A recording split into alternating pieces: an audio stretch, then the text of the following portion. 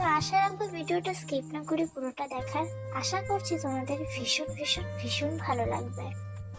প্রথমেই বলে রাখি, welcome back to my channel টিয়া ব্লগস 15। আমার চ্যানেলে যদি কেউ নতুন হয়ে থাকো, চ্যানেলটি সাবস্ক্রাইব করে পাশে থাকা বেল আইকনটি ক্লিক করে দিও। আর হ্যাঁ, ভিডিওটা যদি ভালো লাগে অবশ্যই একটা লাইক করে দিও, আর কমেন্টে জানাতে ভুলো না ভিডিওটা কেমন লাগলো আর তোমাদের কি টাইপের ভিডিও চাই। অবশ্যই আমাকে বলো, আমি চেষ্টা করব গাইডলাইন মেনটেন করে তোমাদের মনের মতন ভিডিও দেওয়ার। আজকে এই ভিডিওতে তোমাদের সবার করা কমেন্টের মধ্যে অন্যতম যে কমেন্টটা, সেই কমেন্টের অ্যান্সার দেব। ঠিক অ্যান্সার বলবো না, আমি আমার ব্যক্তিগত মতামতটাই তোমাদের সাথে শেয়ার করব।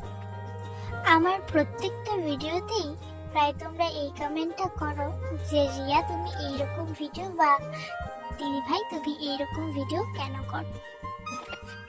তো দেখো ভাই, আমি যখন ভিডিওটা নতুন নতুন স্টার্ট করি তখন কিন্তু আমি এইরকম কোনো ভিডিও করতাম না, ঠিক আছে। তারপর যখন আস্তে আস্তে ভিডিওর ব্যাপারে বুঝতে শিখলাম, জানতে শিখলাম, তখন দেখলাম পাবলিক এই ভিডিওগুলোতেই বেশি ভালোবাসা দিচ্ছে।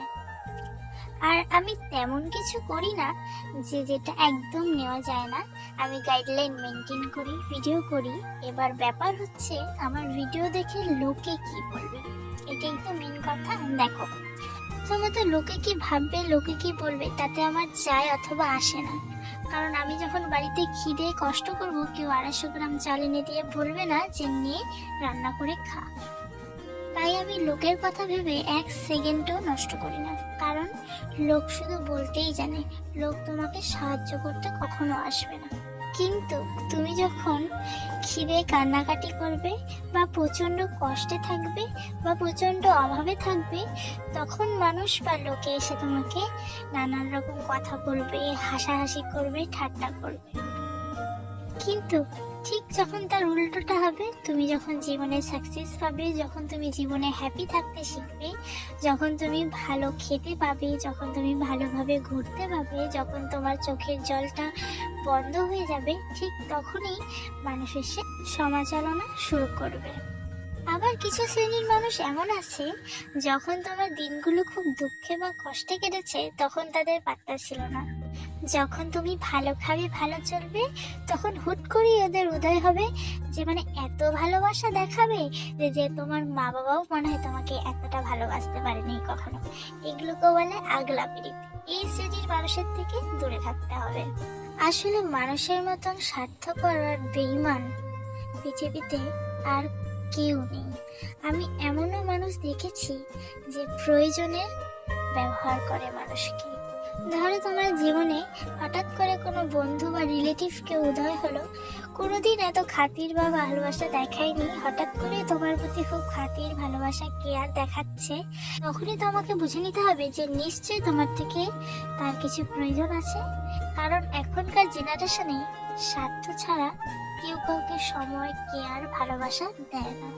এটা আমি আমার জীবন দিয়ে উপলব্ধি করে বলছি। আমি আমার জীবনে এমনও মানুষ দেখেছি, আমার থেকে সব রকম সুবিধা, সব রকম প্রয়োজন মিটিয়ে নিয়ে আবার আরেকজনের কাছে গিয়ে আমার নামে বদনাম করে এসেছে। তবে হাসির বিষয় হলো এটা যে আমি সবটাই জানি। আমি চাইলে তাকে ইচ্ছা মতন অপমানও করতে পারি, কিন্তু সেই শিক্ষাটা আমি পাইনি। মানুষ টাকার জন্য যে এইভাবে অ্যাক্টিং করতে পারে, সেটা আমি তাকে না দেখলে কোনোদিন বুঝতেই পারতাম না। আসলে দোষটা তার না, আসলে দোষটা আমার। আমি মানুষকে চিনতে ভুল করি, মানুষের ভুল ক্ষমা করে বারবার সুযোগ দিই, তাই বারবার আমি ঠকে যাই। তো এই ভুলগুলি আর 2025-এ আমি করতে চাই না। জীবনটা ভীষণ ব্যস্ত করে ফেলতে চাই 2025-এ, যাতে আমি কষ্ট পাওয়ার সুযোগই না পাই। এবং আমার জীবনে আসা ভুল মানুষগুলো, যাদের জন্য আমার জীবনটা নষ্ট হয়ে গেছে, তাদের থেকে দূরে থাকতে চাই। জীবনটা অনেক অনেক অনেক অনেক আনন্দ করে কাটাতে চাই। এটাই আমার 2025-এর প্রতিজ্ঞা। আসলে আমরা এখন এমন একটা জেনারেশনের মধ্যে দিয়ে যাচ্ছি যেখানে রক্তের টানের থেকে টাকার টানটা বেশি।